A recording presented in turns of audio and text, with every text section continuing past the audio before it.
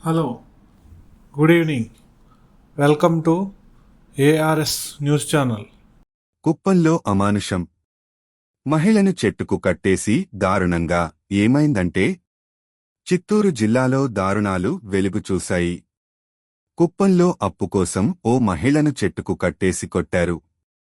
బాధితురాలు పోలీసులకు ఫిర్యాదు చేయడంతో నిందితుడిని అరెస్టు చేశారు.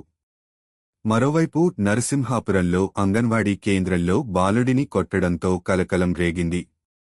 పౌష్టికాహారం సరిగా పెట్టలేదని చెప్పినందుకు టీచర్లు బాలుడిని కొట్టారని ఆరోపణలు వస్తున్నాయి. ఈ ఘటనలపై ఉన్నతాధికారులు చర్యలు తీసుకోవాలని బాధితులు కోరుతున్నారు. చిత్తూరు జిల్లా కుప్పంలో అమానుషం. మహిళను చెట్టుకు కట్టేసి దాడి చేశారు. అప్పు తీర్చలేదనే కోపంతో దారుణం. నిందితుడిపై కేసు నమోదు చేశారు. చిత్తూరు జిల్లాలో అమానుష ఘటన జరిగింది.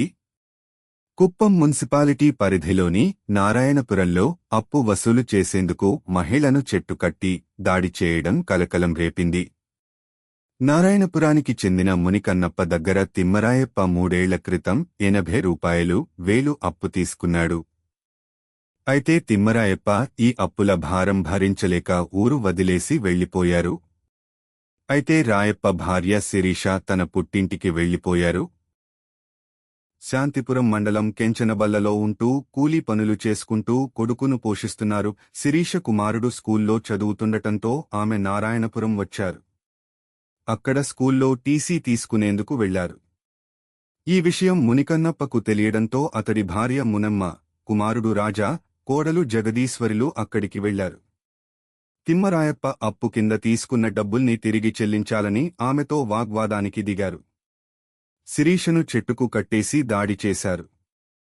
అయితే ఈ విషయం పోలీసులకు తెలియడంతో అక్కడికి వెళ్లారు.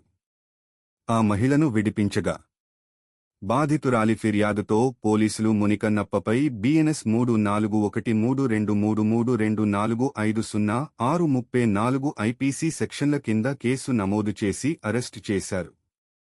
ఇదిలా ఉంటే మునికన్నప్ప మహిళలను చెట్టుకు కట్టేసి దాడి చేస్తున్న సమయంలో కొందరు వీడియో తీసేందుకు ప్రయత్నించగా వారిపై దూషణలు, దాడులకు దిగారు. మరోవైపు అంగన్వాడీ కేంద్రంలో బాలుడ్ని చితకబాదిన ఘటన కలకలం రేపింది. గతవారం పాలసముద్రం మండలం నరసింహాపురం పంచాయతీ TVNRపురం అంగన్వాడీ కేంద్రంలో మధ్యాహ్నం పౌష్టికాహారం సరిగా పెట్టలేదని ఓ చిన్నారి తల్లిదండ్రులతో చెప్పాడు. వెంటనే చిన్నారి తల్లిదండ్రులు, స్థానికులు ఈ అంశంపై CDPOకు ఫిర్యాదు చేయడంతో అంగన్వాడీ సిబ్బందిని మందలించారు.